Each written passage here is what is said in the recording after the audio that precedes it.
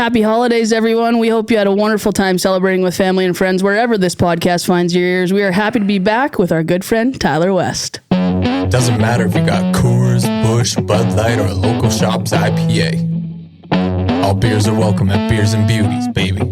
Let's go. All right, Tyler, welcome to the podcast with Addie and I. We're so happy that you were here to join us. How are you? I'm fantastic. How are you two? Oh, yeah, we're good. We're always good when we're sitting at the Beauties Sports Desk, especially when we find and bring on a beauty. Cheers, my friend. Cheers. Beauty, beers. What more is there? What more is there? I think your sweater. Oh, yeah. I think your sweater wins. Well, today. I am wearing one of my sweaters I can no longer wear to work. I like it. And I thought, you know what? Let's just go full out. You know, I love it. Chatting with Cowie yesterday, and she's just like, she liked my sweater yesterday, which you will have to see it a different day there, Addie. Yeah. But I'm like, you know what? I got an even better one for tomorrow. Yeah, So he was rocking a good Christmas sweater when I saw him. And yeah, this one, you know what? They're pretty on par. The one yesterday was sneaky. It was a cardigan style. It was inconspicuous. You didn't know that there was naughty things on said sweater until you got up close and personal and had a little extra look. Big fan of that. Yeah. Big fan of that. The And sneaky sweater. So we also had our Christmas party today, and Janae, who I coach with, was like, I'll bring you one. This beauty brings a Christmas vest. Oh, yeah. With bells on it. Get it. Hers had beers, and mine had like a sleigh thing on it. Oh, yeah. Like, oh my god. My sweater yesterday was Rudolph. Or maybe it wasn't Rudolph because that would not fit the wording, but it said, "Let's get blitzened." Let's get blitzed, baby. and evidenced by my voice that occurred. It occurred. Yeah, no, we're happy that you're here to join us. For those of you who don't know Tyler, we're going to give you an opportunity to tell us a little bit about yourself. Oh, awesome. So I'm, the quintessential hockey dad. I have 4 kids, 3 of them in hockey. One plays soccer. And I'm in the military. We've moved here. So my wife and I, we've lived in all provinces except for the Maritimes over the course of many years. And we started our organized sports journey in Quebec. We're now here in Manitoba. We've been here since 2014. So we're definitely implants into the region. Amanda cried when she found out the military was moving us here, like bawled her eyes out. She was like, Winnipeg, like seriously bawled her eyes out. She's in the background. So like she's nodding. She's like, yeah, okay. Yeah. So, military and hockey dad. I've coached, not near the level of the 2 beauties here with me, but coach, got back into reffing. And happy to be here, and it's been a lot of fun the last couple of years, and we'll talk a little bit of stories about Addie's and my. Every time Addie visits my house, her car gets stranded. So unfortunately, it means she doesn't get to visit me much anymore. We made the decision about 4 years ago to kind of settle down here a bit. I'm still in the armed forces, but. We're not moving anywhere. They wanted me to go back. The military wanted me to move around a little bit more, but we decided to settle here. But I have done a bunch of deployments, and I know we'll touch on that and what it's like watching a live barn in Africa. It sucks, but that's definitely it's interesting, but it's also cool and really how much support we've seen. Oh, absolutely, and it's so funny when you talk about. Like getting that information that you're going to be moving to Winnipeg, because everybody kind of has that same thing about this city. They're like, are you kidding? Yeah. And then they never leave. Yeah, we never leave. Yeah. Isn't it unbelievable how it's like you can't even fathom yourself living in Winnipeg, Manitoba, and then all of a sudden it's like, nope, this is home. This is home. It's a really valid point. Like our big thing. So our last 2 places where we live were essentially a kind of pseudo northern Quebec and pseudo northeastern Alberta. So Saguenay and Cold Lake. those that like MapQuest. And, it's hard. You don't have I remember when the Walmart opened in Cold Lake and everyone was stoked that it was going to be a Walmart superstore. And then there was nothing on the shelves. You know what I mean? I remember they're hey, you're staying an extra year in Quebec. And we're hey, we got to go to IKEA and it's a 7-hour drive, whereas here and going to an NHL game, it just didn't happen. You don't have those opportunities. So, yeah, it's really cool because you get a lot of the big city things. You got, the foodies here. I got a lot of foodie friends. They say Winnipeg is an undiscovered gem by a lot of people. And it's got everything you need and just wicked people for the most part. We'll talk about the reffing side. We'll talk for the reffing side. Oh my God, getting back into reffing. But no, it's awesome. And we made the decision to stay until the kids are done their schooling because we love it so much. Yeah, and I think that says I was on a plane recently for work, and I was with a woman who was very clearly not from here. She sat next to me on the plane, and so we walked out of the airport together. We stood in line to get a taxi together, and it was miserable. And I just looked at her and said, "It might be miserable here, but the people are really nice." And she was like, "Okay. Yep, sounds good."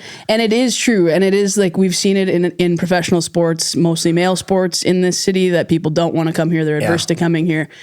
I know you can even talk about this from a rural into the city. It's nah, don't want to go to Winnipeg. If I'm going to live in the frigid cold, I'll just stay out here in rural Manitoba. Yeah. Winnipeg's not that bad, and the people do sell it.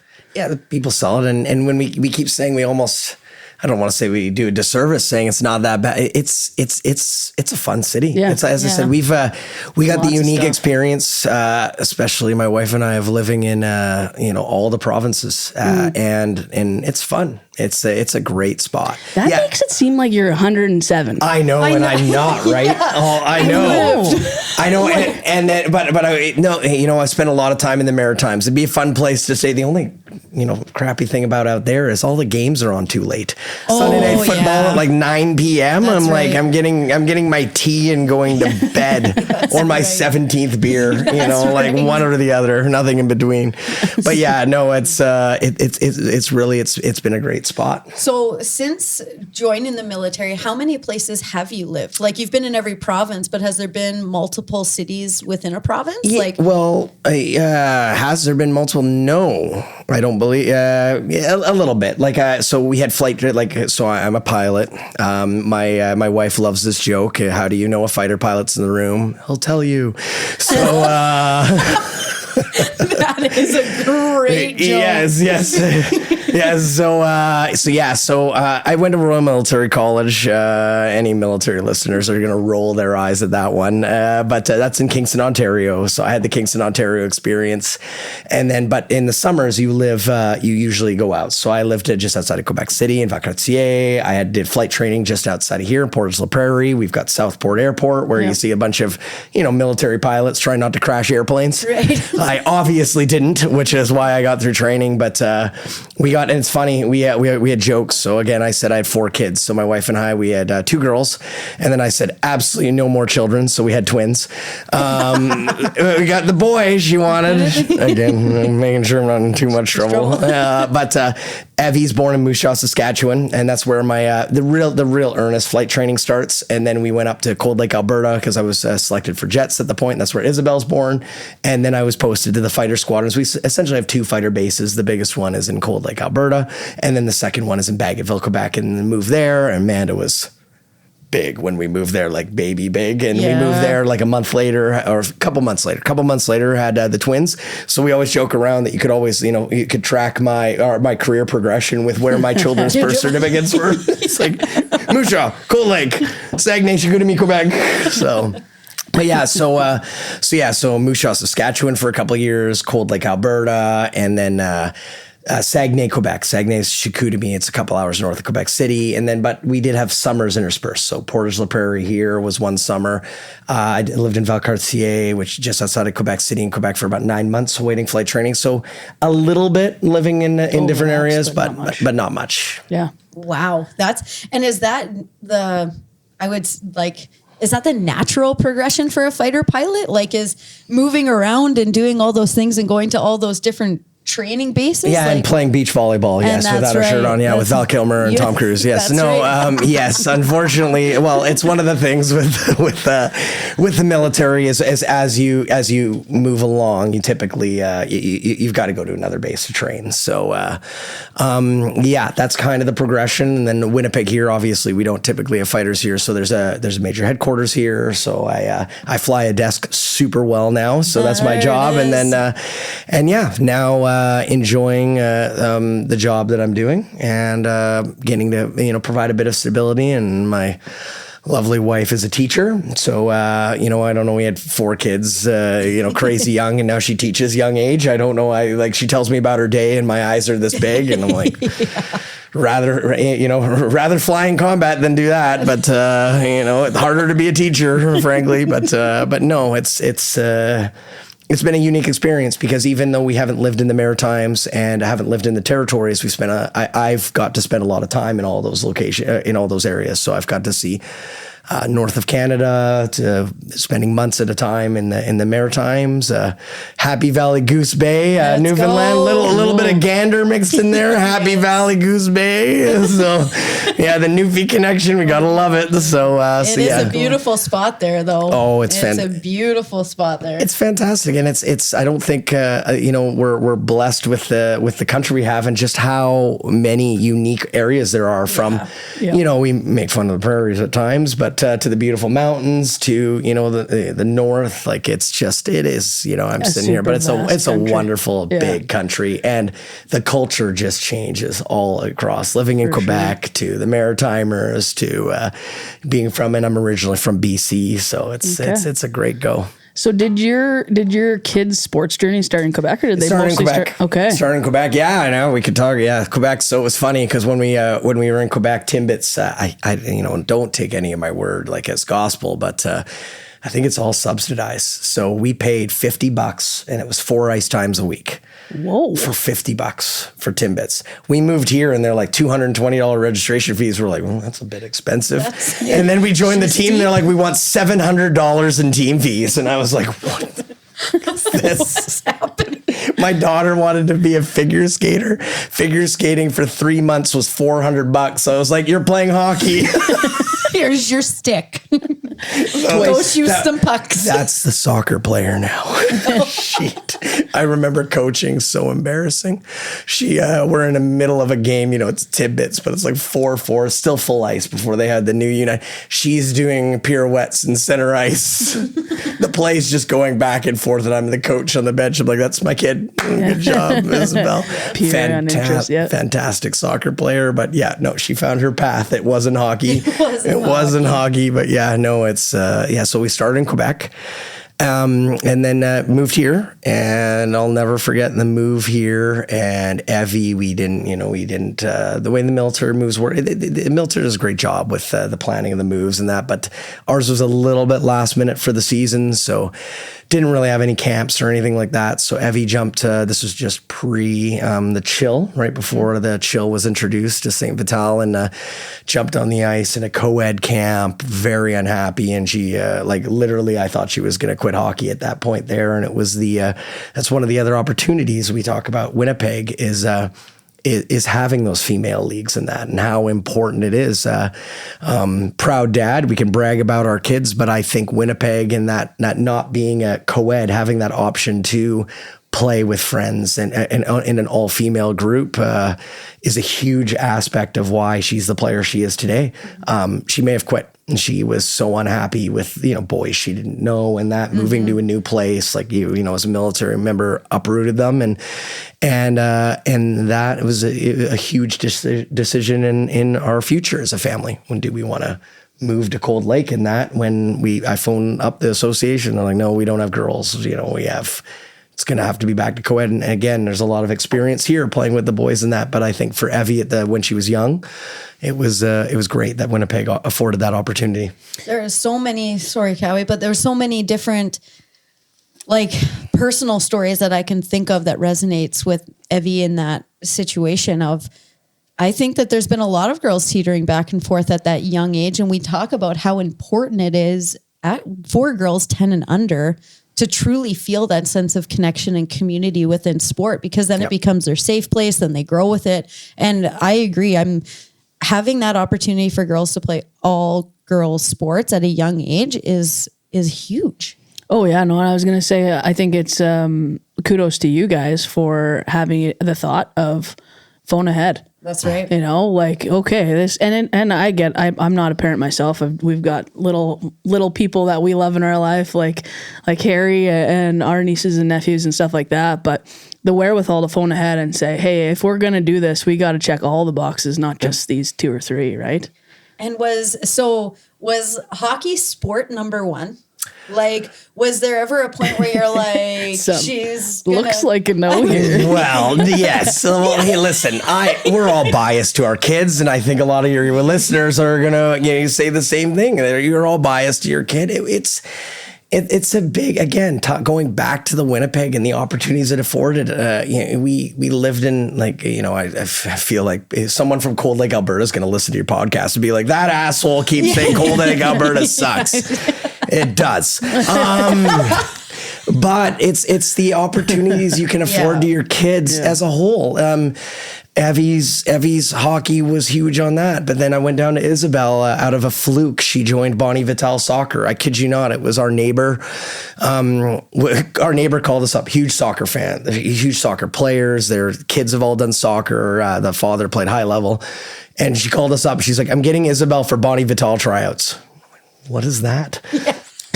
And she's like, we need to find 2 more kids, and they're going to make 2 teams, or they're going to cut like 15. So they found 2 kids right at the last second. They made 2 teams, and she's a great little soccer player and a great organization. And these opportunities that, they become in your decision making when you move around so much. And the kids were a bit younger when we moved here, but I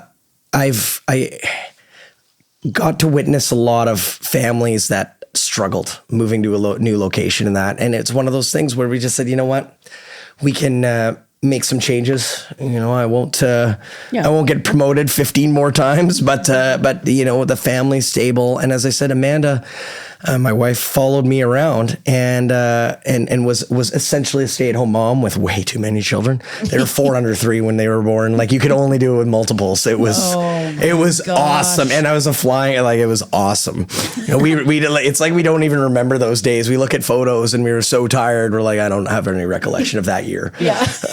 But she was able to go to U of M. You got the university there, so she went and got her education degree, and is now a permanent teacher at Island Lakes. So, it's those opportunities and flexibility and what the can give you. It's awesome. Oh, it's crazy to like legitimately just sit back and think of for everybody that's wondering the little pause here. Grab 3. Tyler I'm grabbing 3. Tyler has taken my role as beer manager, and he's doing a great job. He checked the table. He made sure everybody was ready to go. He's doing an awesome job. But literally sitting back and thinking about, like, I have 1 kid and I do the same thing. 4 kids? That's crazy. And then think now you have 3 daughters and a son. Yes. All in sports. Yes. We have no money. We have credit card debt and sleepless Oh, you nights. want my Visa again? Cool. I'd love to see like some kind of a setup, like you steal someone's wallet, they get the credit card debt. Like, that would be just amazing. I think it would like get rid of theft, because I'd be like walking around like take it. Yeah, we have credit card debt. Yeah, no. So Evie plays obviously, you both know Evie's AAA, and then we have my daughter Isabel's P1 soccer, and then we have my son is one of the twins. He's a goalie. He plays both the twins play out of St. Vital, so one's AA and one's A1. So it's we have our calendar on our phone. Where usually the night before it's like, okay, what do we have tomorrow? Where do we have to be? That kind of, it's honestly, it's true. It was yesterday when we were talking about the podcast, and Tyler brings up his calendar, and I'm like, man, there's a lot of colors in there. Like, It was like everything was kind of, looks very organized and color coded. It's probably Amanda, not you. Amanda is. It is Amanda. Actually, Amanda gets so upset that she changes the colors in my calendar to match her calendar, because if they don't match each other, she's just like, this is, I don't know. This is anarchy. She's like, this is ridiculous. That has to be red. Oh, okay. Yeah, but I can only imagine just the shuffle that, and having 4 kids in sports. Never mind. Yeah, but again, that goes to another thing. Talking on the beauties and that, it's they say it takes a village. It's unbelievable the support you get, whether you're a large family or not. I'll say the not side right now. William played a game the other day. He got lit up, and I know the coaches on the other team, so we were shooting the shit after the game. And he's like, "Our goalie is from Ukraine, he got here 6 months ago, and cool. And the gear was donated, and the family still doesn't have a car, so they have a rotating schedule to drive to get them to games and that." And I think that's another part of the experience, and how organized sports, how important it is. And that's been the same experience for us. It's when we have a great core of friends. We've got our few neighbors, but we've got a great core of friends that have supported us so much over my deployments and that. Like I did the Middle East since moving here. Did the Middle East, and then my latest deployment was I did 15 months in Africa, and a wife, 4 kids. Are these 15 straight months? 15 straight, yeah. Okay. So just for context for people here. Yeah, 453 days. Don't do that. And Amanda and I, we would have never been able to do that without the group that you build and the community that you build in organized sports. I think there's really an unbelievable side to it. There's if we talk about reffing, there's a little bit of a secondary side we can talk about one of these days, but no, it's unbelievable. And it's the same thing when we moved here. It's a bit of a, open arms. How can we help? And, today my son, he's a goalie, wasn't starting.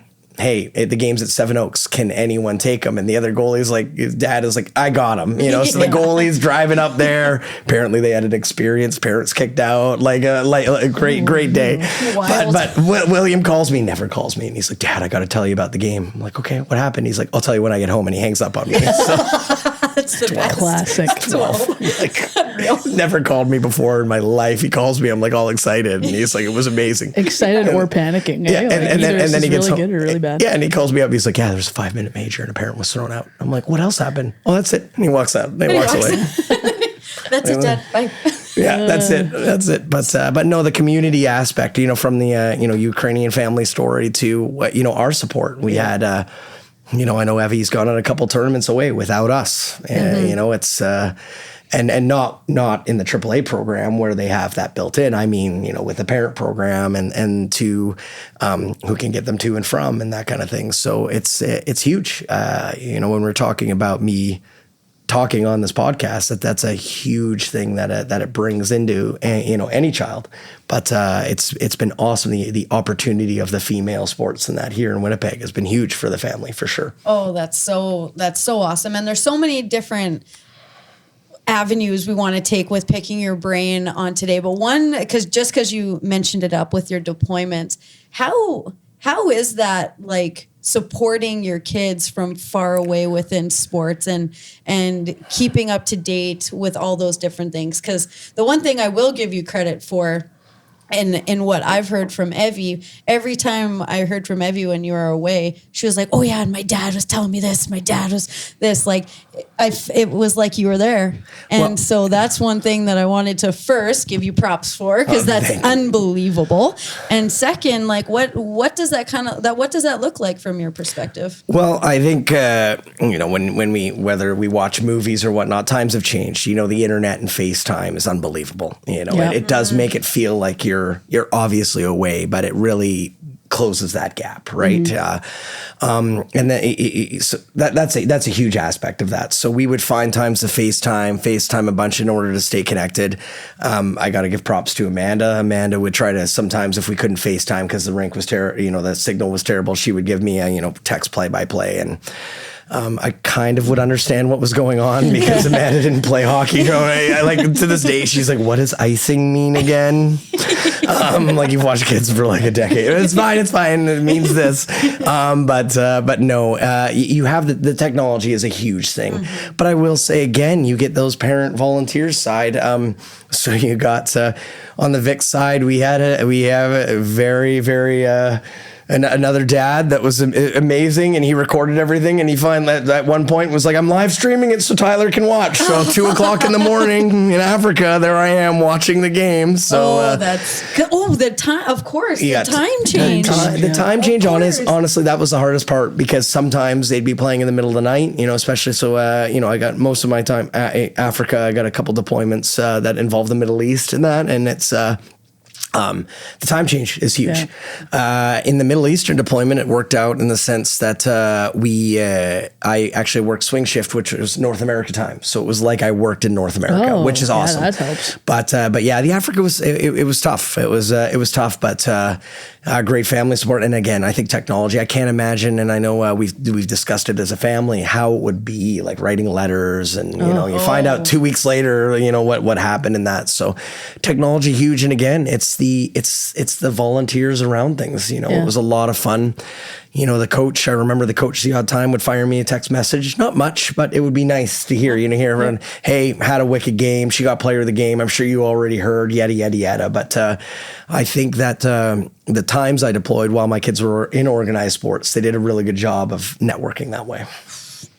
It is. It's a thing, because I think you probably, and maybe I'm foreshadowing here, but did you have the experience with you and Amanda were you deployed before you had kids, where it was much harder to stay connected? So that's the funny thing with Amanda. Anytime I tell anyone I'm a fighter pilot, she knew me before that. She's like, it's not even a big deal. No one cares. Tyler, I love it. So, we always had the technology, but I did have the opportunity to fly when we were involved in the Libyan air campaign. And while the technology was available, the kids were very young, and Amanda didn't tell me, but she was hurt at the time. Like she had a herniated disc, and all the moms, the military, the military network is great too. And they were all taking care of her and helping with the kids and that. And that was a bit different because we didn't speak as much, but it was more because we were flying operations. So it was just, the focus was on flying operations. We're talking, it's a complex business, and so we didn't talk much in that one. It's also a different level of busy for her. Yes. With littles versus bigs. Yes, absolutely. It was littles. She's got a wicked video of all 4 of them crying at the same time. And she's like, I don't think this has ever happened before. We got to get it on the website. And it's like, okay, goodbye. And you can just hear in her voice, like, okay, I don't think she slept in 17 days. But no, we didn't talk much because of just everything going on and the circumstances. So that was tough. And it was more when we came home, it was almost like there was a light bulb and oh my God, we just did that. So I will say that technology, whether it be the Canadian Armed Forces, I've been with the American Armed Forces quite a bit. They do a really good job of making sure you're connected in that. So, and again, like, I know it sounds crazy, but the cell service, this is a shout out to Rogers and Bell and whoever, the cell service in Bamako, Mali, way better than here. So it's great. You just gotta, way better. Yeah. So you just, you got your pay as you go, could call them when I wanted, FaceTime when you wanted. It's, we might have to cut it, but I don't mind. I don't mind making fun of them. No, I do think, I lived in the US, and I do think there's something to be said. Like, it's insanely expensive, and you can't drive down the #1 highway in this province without dropping a car. Oh yeah. Literally driving here today. Yeah. I can't drive to work.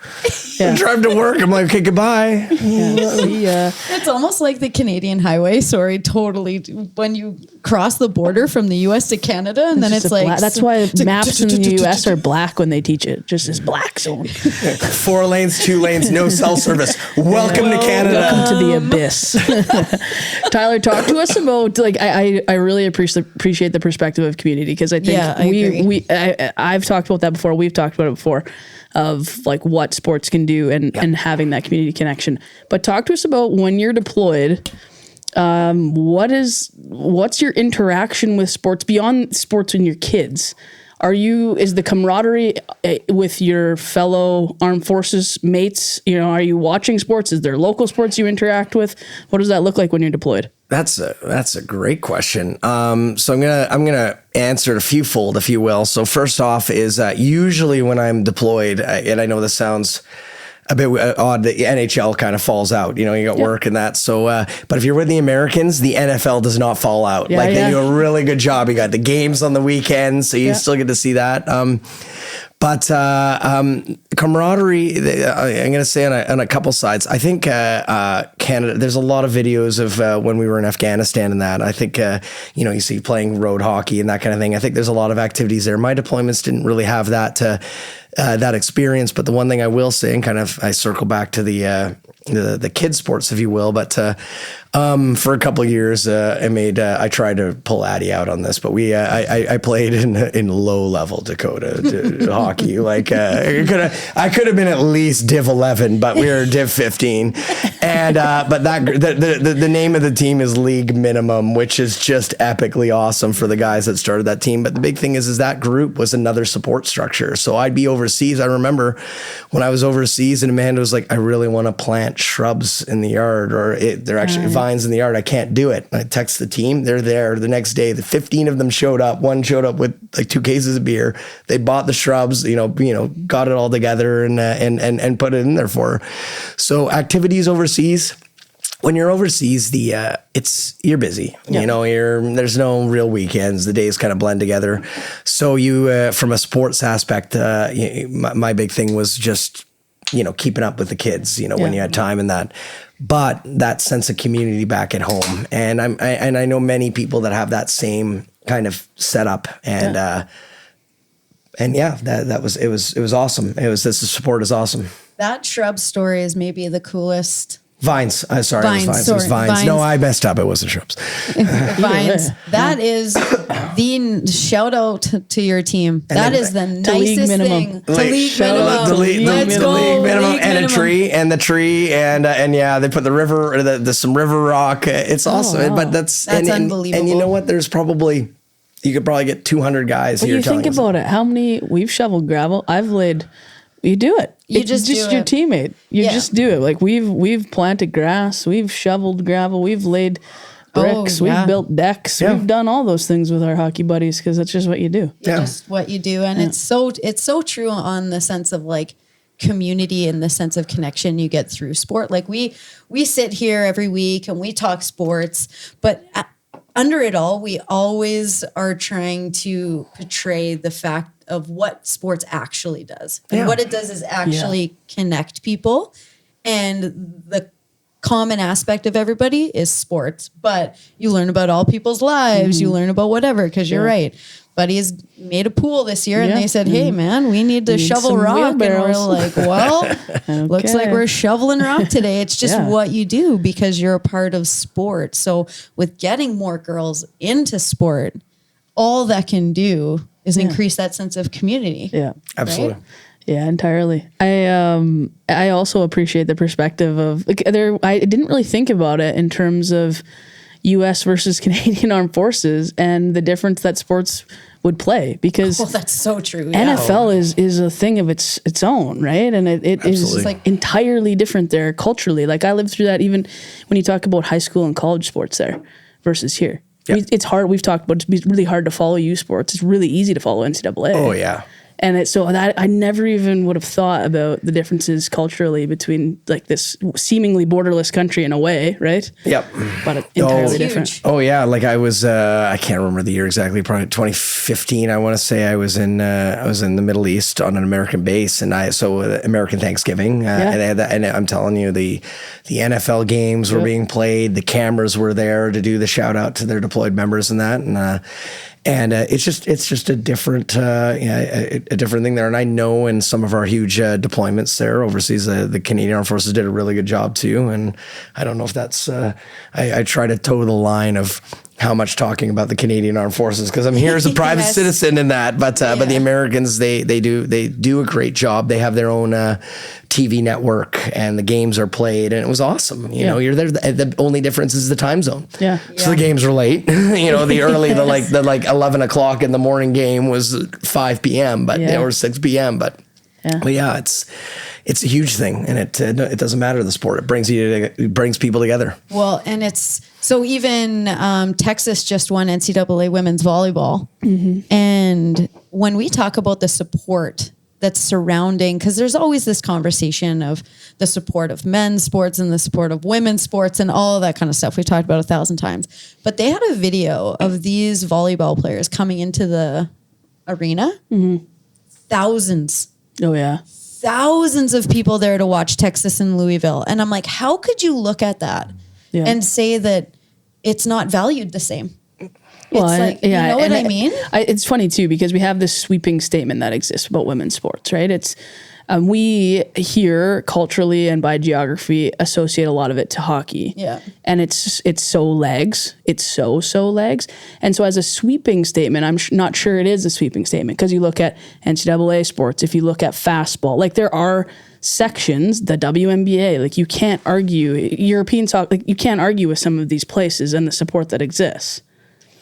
But we say it as a blanket statement often because there's sections of sport that are just so far behind. And even when, because you're right in the sense of like, is it just where we are right now that it's like that is the statement that kind of waves across the community? Yeah, because blankets a scale that is like it's as wide as it's ever been. Because when we covered the softball NCAA last year in Oklahoma, like 80,000 people were going to these games. These women were celebrity, like so they couldn't even go out.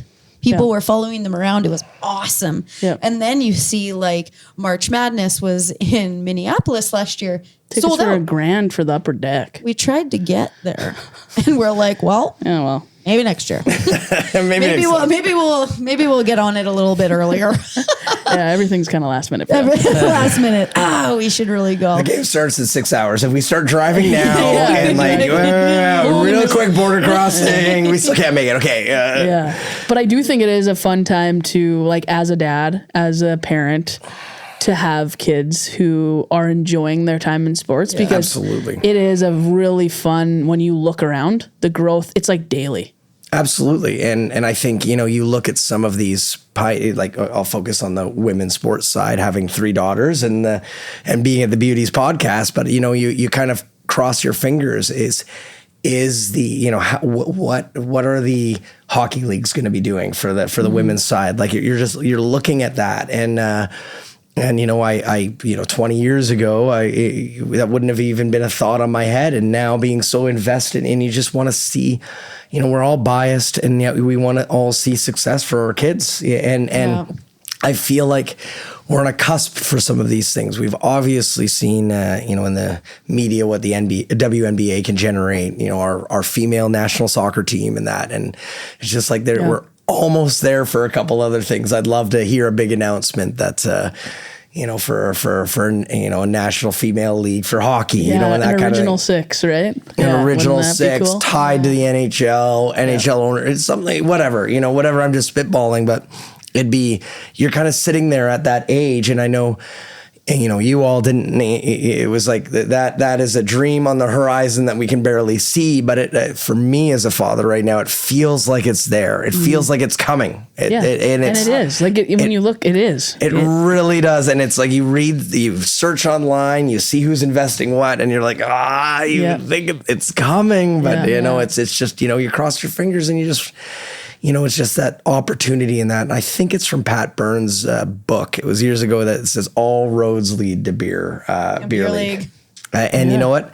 It's the same for women. Like it's the same on the female side. All roads can lead that way. It doesn't matter if you spend, in a future league or something like that. And it's that camaraderie, that, staying in a bit of shape and that kind of thing, that could be beneficial. So here's fingers crossed and hoping that's some stuff on the hockey side. That's what I tell girls constantly when I'm coaching them and on ice with them and stuff. I was like, what I would do to be in your guys' shoes. What I would do to be sitting over there as a competitive athlete, still trying to make it, because what's going to come in the next 5-6 years for female hockey players is going to change the way people look at the sport. It is happening. And in the PHF, they just increased the salary cap for twice, doubled it. Right. So it's, there's so many, you're right. As a dad, it would be incredibly exciting to be able to look and be like, and also we've had Erica Reeder on the show who played, pro in Switzerland and made a really good career out of it. And now she's trying to go to the Olympics in indoor track cycling because she's a beast. But it's like there is so much more opportunity out there than what people talk about. And that's the exciting part. We're right at that tipping point, which is awesome. Yeah, exactly. Well, it's the tipping point, but it's also, it's just nice. I think we're all, our life experiences, it's maintaining that activity. It's having those friends outside. It's all of that, as I said, all roads lead to beer league, but there's a lot to be said, when we're playing beer league and, you're getting the AED out because you think the 65-year-old's about to biff it. But, on the same token, he's out there and he's working out and that's the great thing. You got you go for you put the calories back in the belly with wings after the fact, but you're shooting the shit until 2 a.m. on a Tuesday because you just played at some, at St. Norbert. But that's the thing. No one talks about like that file at work was awesome. People are like, I was at St. Norbert until 2 a.m. on a Tuesday. I'm an idiot, but that's the kind of thing it can bring. And to see it like, I tried to bring Addie out as a ringer. I'm like, you got to play on league minimum for one day. Skated through everyone but that's the fun, and that's the opportunities it affords. I ref in the military side of the house, and there's different. We have female championships, male championships, but our rec leagues are co-ed, and there's so much more on the female side because we use essentially minor hockey rules. Yeah. So which makes it easy, There's a women's hockey military team? Yes. Well, so what we do, there's essentially you get your you get your areas, and then each area they have a play down, and then you play. Now, I will say that from what I gather, so the female team, we got to talk to you because the female is coming here in January. Now, that being said, there are some areas that don't have enough players to put together a team. Sure, yeah. But again, that's changing and building and I am here as a private citizen, not as a spokesman of the military. But I think everyone is aware that searches the news as the military is in culture change, and we all watch sports on TV. It's very apparent. So is Hockey Canada. So so it's one of those things that we have some great players. Oh, I'm sure. But unbelievable. I had no clue. It's a lot smaller than the men's side of the house for sure. But again, it's growing. Yeah.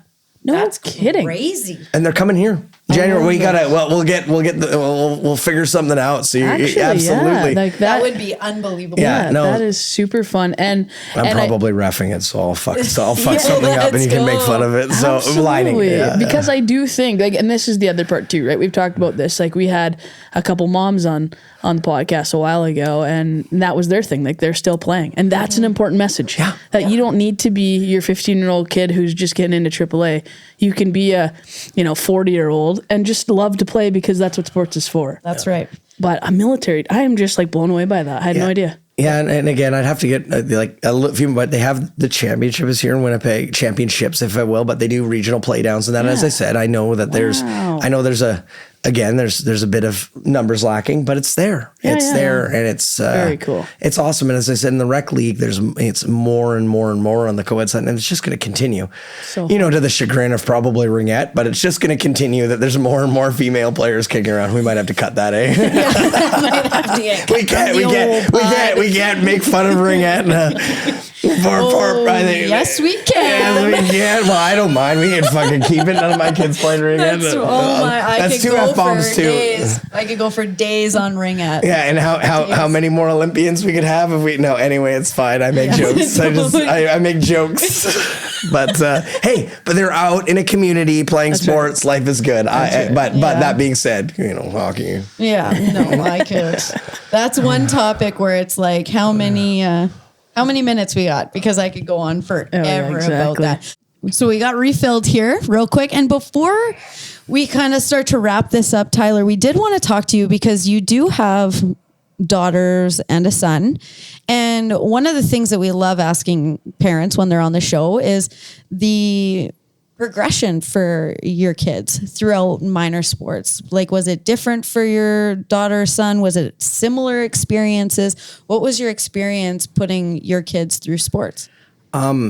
That's another great question, especially at this table, because a few years ago, I met this woman that was like, Evie's a really good player and can skate super well, and I want to coach her a little bit extra. So that's Addie. So Addie took a little bit of a shine, and unbelievable that opportunity there.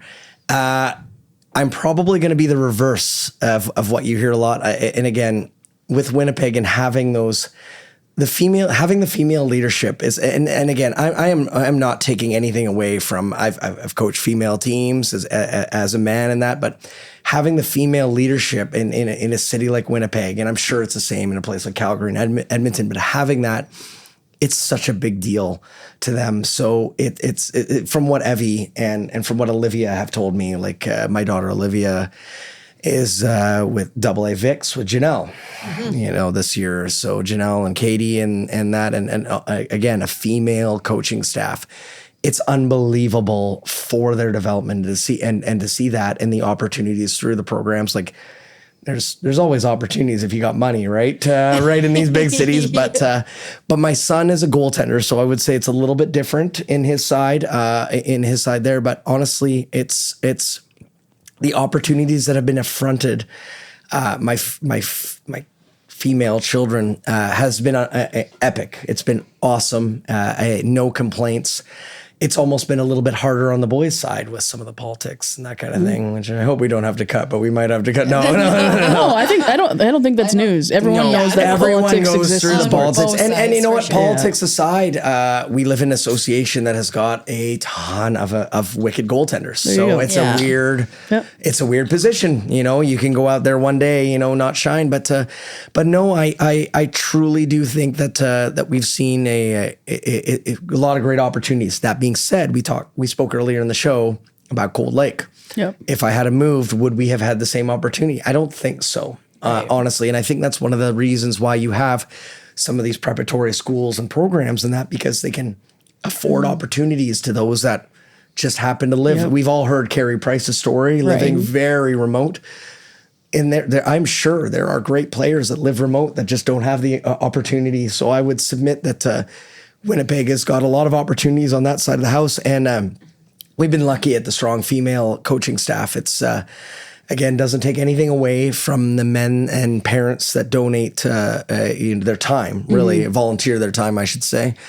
But I will say that there's just something different from from someone like you two with your experience coaching girls, because having 3 girls, we're different. There's a lot of differences. It is different. It's funny because we've said it on the show too before, is that the other really exciting part, and specifically, when we're looking at sports, is that we're just now on the cusp of having enough people who have lived through sports coming back. Yes. Right? Where Addie and I lived through sports at a time where there was a finite amount of women who lived through sports still.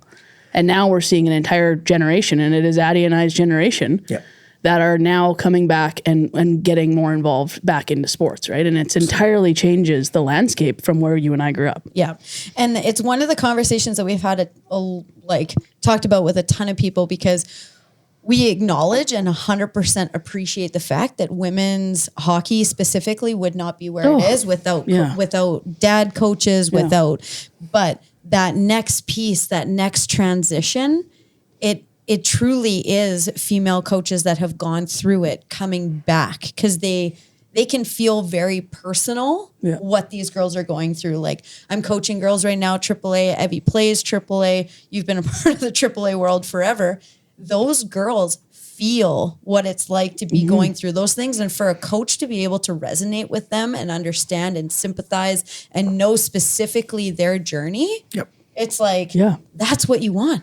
Well, it's huge. And I think you hit the nail on the head, especially on the adolescent side of the house, because it's, I think we're going to get to a point where in NHL national programs where it's you might get to the point where it doesn't matter what the sex is. You're looking for the best. You're looking for the best person available. But on the adolescent side of the house, I think it's an important aspect because of the differences of the, we're not going to talk about puberty, but the changes, the talking, and have that text message away. And it's like, it's been a huge shift, an awesome shift for me, but it's like, it makes AAA like, we're going on a tournament. Okay, where do I drop you off at the bus? And it's all planned out by an awesome manager. It's all taken care of.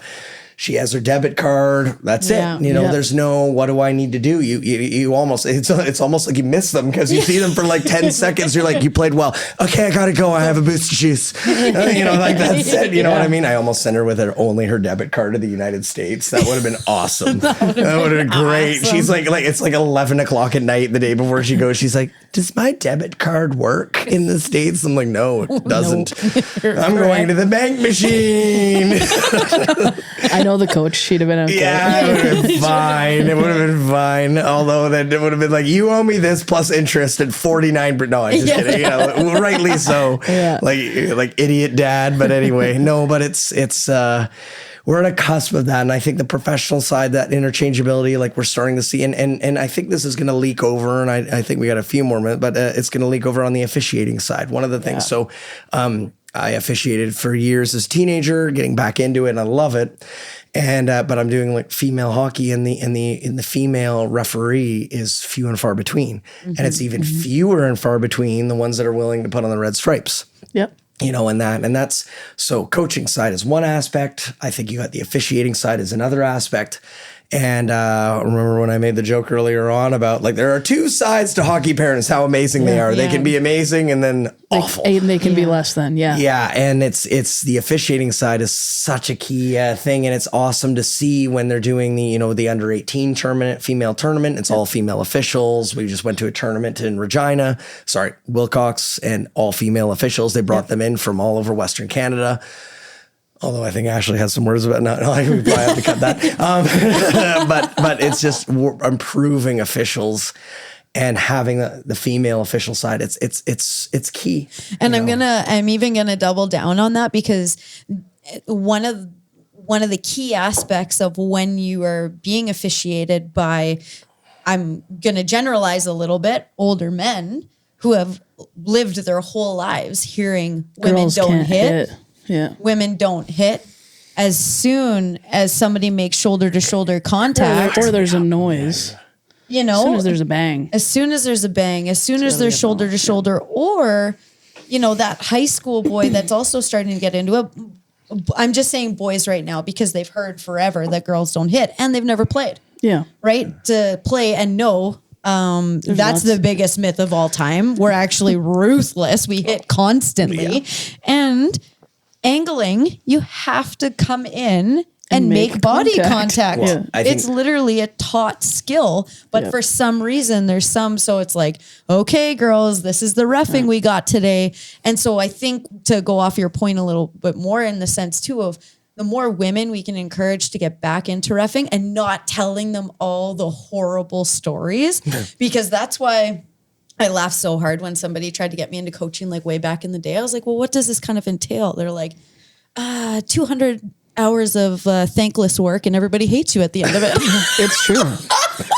And I died. I was like, I'm in. And by the way, you will have less money than when you go into it. Yeah. Because you will buy the kids stuff and that. That's 100%. It's great. Yeah, no one pays you for your gas or anything. Yeah. But I do think, to your point, Ads, though, too, is because this is going to come across maybe wrong, but in every hockey game, regardless of gender, you have to there is a moment of understanding what official you have. Right. But in men's hockey, it's how many of the chintzy sticks to hands calls are we going to get?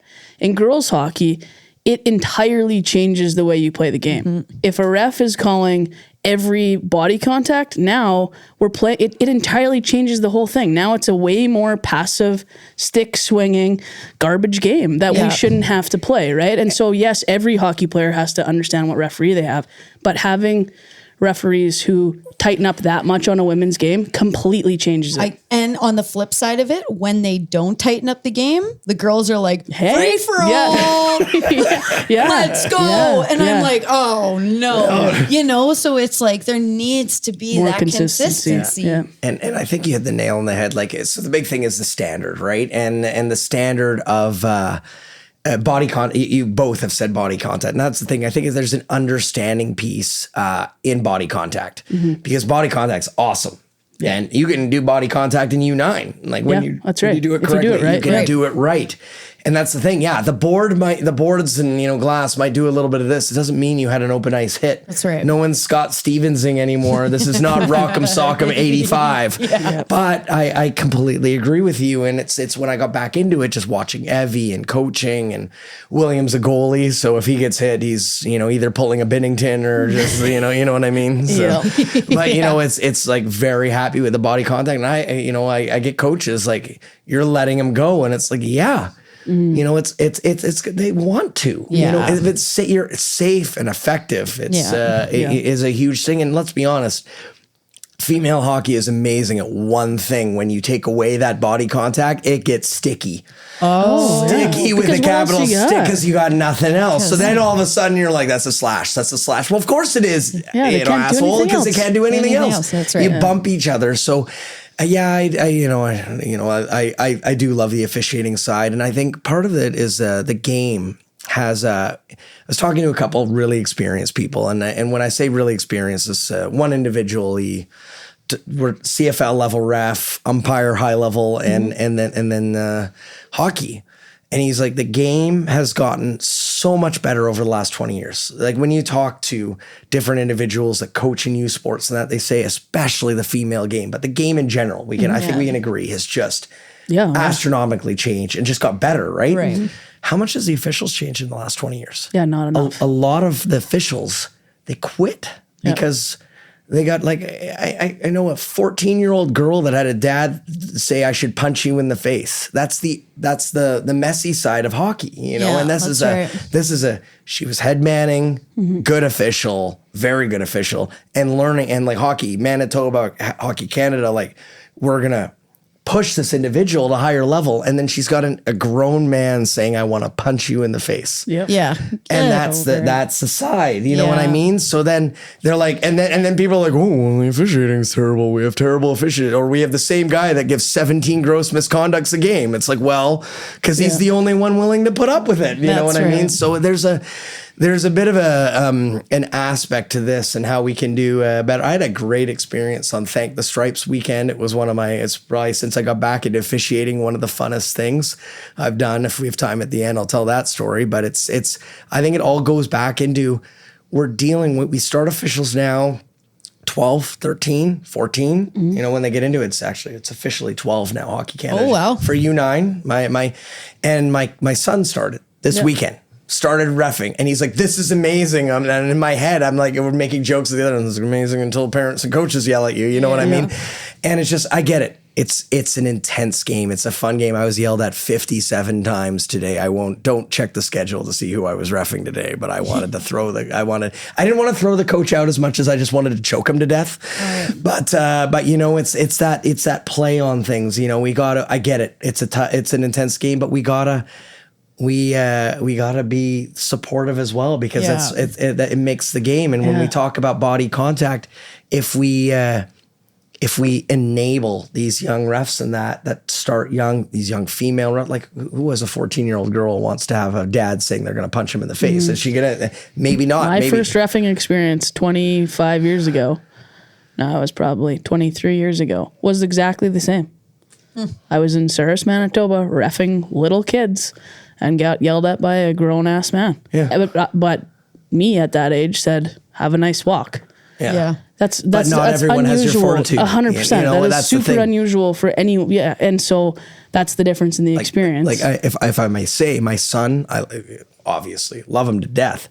If he's enjoying his experience, if he got yelled at by a parent right now, he would completely be upset. He wouldn't be able to handle it.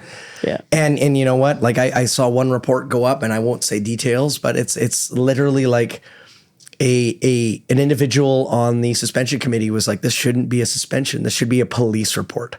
Yeah. And you know what I mean? So that's kind of we need all of this, and we need to get, I think there's some great opportunities. You know, there's a new board of directors, Hockey Canada. Yeah. Which is going to filter down to Hockey Manitoba and such. And there's some opportunities for some great Some new training. life and some new growth. Some new life, new growth, and just like, let's support it all. It's the best game in the world. Let's be honest. I know you talk other female sports, but like I'm very it's the best. And sorry, Isabel, we love soccer too. But you know what I mean? Like it's the best game in the world, and yeah, it's huge to see that growth and that body contact. But that all comes to, I got in an argument with a guy, same thing. Oh, the girls can't hit each other. 65 years old. I'm like, it's not hitting, but how do we fix that? Yeah. We fix that with the culture change that we're looking at. Being respectful, and being respectful goes to having those kids stay in, and then they're going to be NHL refs and that in the future. I was just going to say the coolest part of this conversation is the fact of hearing about the growth and development of keeping more women into it. But we've also talked about like encouraging that compete conversation at a young age, and being officiated by people that embrace and understand and know what that is to compete for young girls is huge. So big. Because that is what I see a lot of the times in my personal experiences, is if we're in a situation and the girls have heard from the time that they could walk, well, you don't hit. You're a girl, you don't hit. Your girl, you don't hit. Body contact is hitting. Just don't open ice them. And then parents come up to me and they go, well, my daughter's back checking and she's not hitting the girl. I'm like, how many times have you told her she can't hit? Yeah. And it's like, if we can change the words, if we can change the conversation, and how we do that 100%. is by treating our officials, our coaches with respect so that they stay within the sport, and then filter it all the way down. Yep. Like that's the true connection in my opinion. If I may say, I think it leads in, before you go, Cowie, I think it leads into that culture change of respect, and that I think, they're working on. Don't get me wrong. Like there are times, me as a ref, there are times where I can, from the stands, bad call, ref. Yeah. There's nothing wrong with that. You'll filter it out. Just don't sit there for 10 minutes. Badgering them. Badgering and saying derogatory terms, like absolutely boo a call. For sure. Absolutely it's a love part it. of the game. Yeah. Love it. Yeah. And you know what? Again, we don't have 57, cameras. Like I got live barn to see when I mess up. That's fine. I had a good one the other day. I'm like, oh yeah, no, that was offside. My bad. You know what I mean? Like that's fun. It's part of the game. It is what it is. It should equalize out, but don't hang on to it for 20 minutes. Like, it is what it is. Or assuming that, and this is the part that bothers me too. I've said this on the podcast. I don't think it's hard to be kind, inherently kind. Right. I really don't think it's a hard ask for people to just don't be a dick. Yeah. Period. But then people hang on to it. It's like everyone has a bad day. Everyone misses a call. But now there are people who will see you again and say, oh, that guy. You got him. And it's like, man, if we could just leave all of that and just live and forget. Yeah.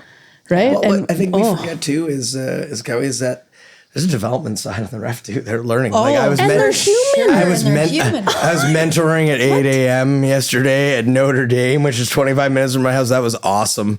And they're like, well, what are you doing here? I'm the referee mentor. They're like, we do that? And it's all about that, because we gotta develop, we gotta build. We can't just create that, just like we can't create a top line AAA centerman or WHL. We can't make, knit a Bedard. It comes after years of development. Right. Some genetics are in there, absolutely, but it comes from training and working on. So I do also, to your point though, Tyler, I think it's important for people. I do think we miss in letting the public and the parents and people know the level of development that goes into it. For people to be shocked by the fact that there's a referee mentor, it's like, heck, Freaking yeah, there is. Why is this a shock? Yeah, like that's to crazy. you? Like we're trying to grow the game, which is why we like as a whole. Why culturally is that a shock? Yeah, that's right. Yeah, there's coach mentors, there's ref like it exists the entire way down. There's skills coaches, there's people who have finite specific things that they do within the sport, all in the name of growing it. Yep. Why are we shocked that there's a referee mentor? Yeah, that's insane. What? Yeah.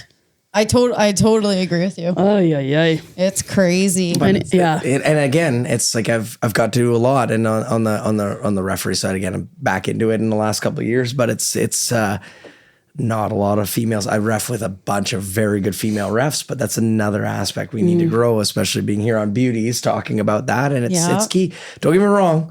There's a couple, there's refs, male, female, and you see them, you're like, because they might not agree with their standard, but it's a huge aspect of the game and team sports and the community and organization. Cause that's another thing, on that side of the house, they work on that community aspect and that because there ain't no game without it. And it's important as we grow the sport. The NFL, was it 2 years ago that they added the female line judge? Yeah. I believe 2, but that's just saw in the World Cup, the female referees. Right? More coming and we can, my opinion personally, probably do a little bit of a better job at that. I think we do a very good job at the highest levels in our nation of females reffing females, but it's like, let's go further, but we need to get that grassroots. And COVID didn't help. We haven't talked about that, but I heard there's a very big gap. There's a couple of years, right? That mid-teens that you need for a lot of the hockey that we see, and a lot of the hockey your listeners probably listen to, or are thinking about that U15,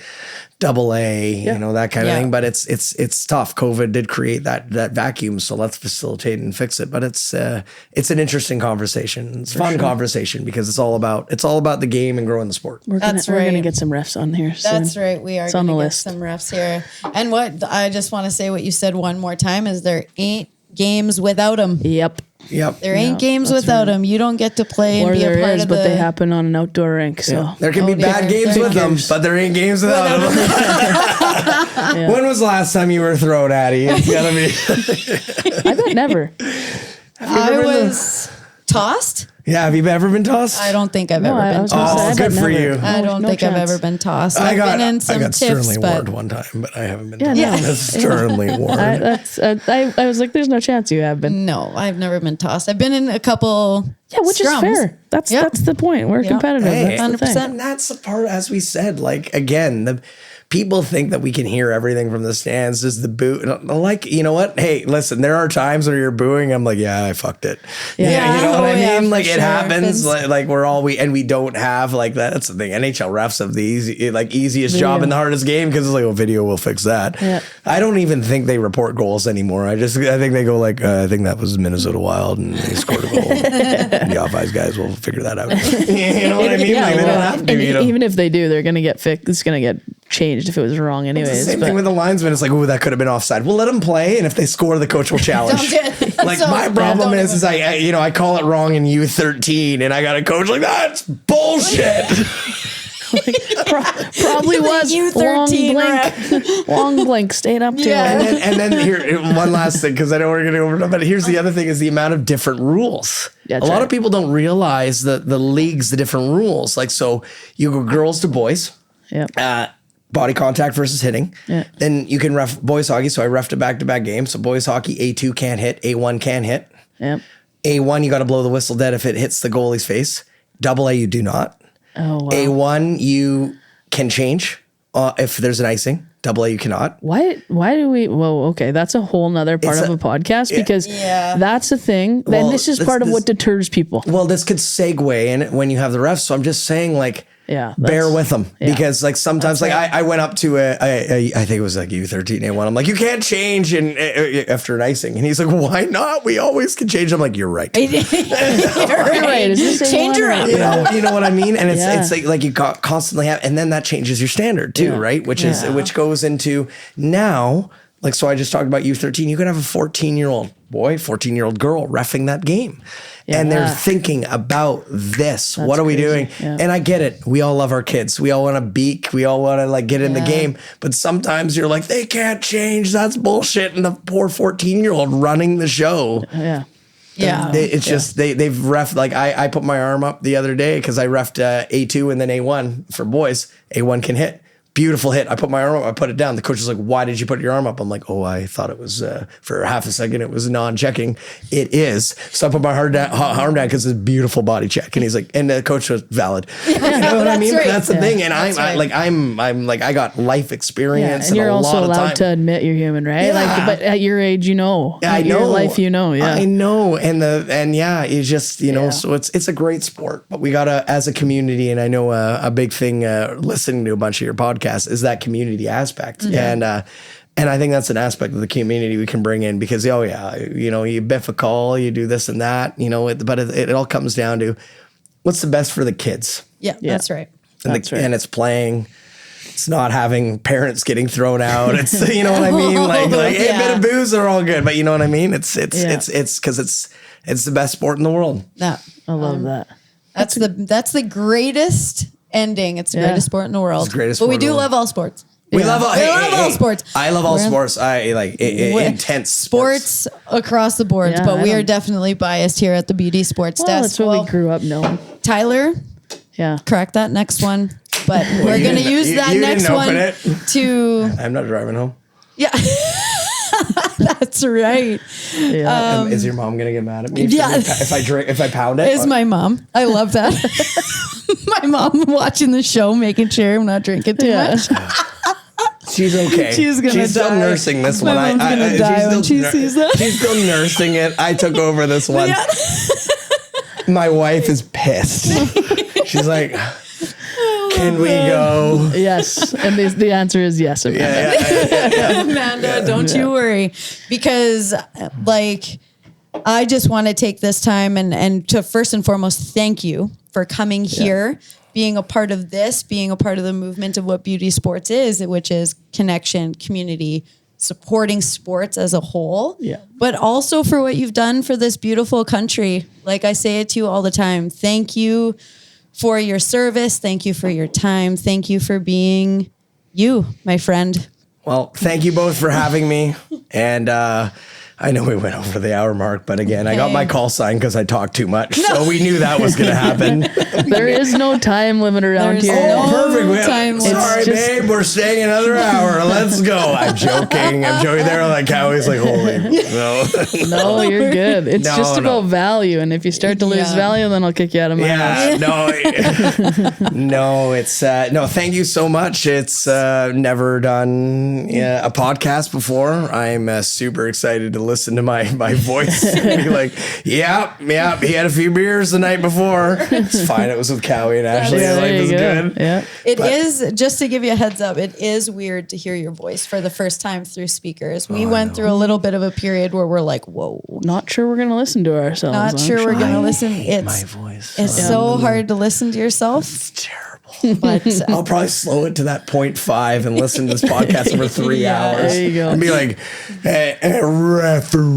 referee. And then it's like, that's not my voice, so I'm fine. You know what I mean? Like, that's the best. but is it so your good. father-in-law will listen to this on a 0.5 and it'll be 4.5 hours. I can't wait to go home and remind him of that story. So just to end off with one story, my father-in-law listened to one of the first Beauty Sports episode on 0.5 speed. So he listened to Cowie and I for 3 hours in slow motion. Tyler West, you are an absolute beauty. Cheers, my friend. Thank you for coming to the Beauty Sports Desk, and you are always welcome back. Thank you for having me. Cheers.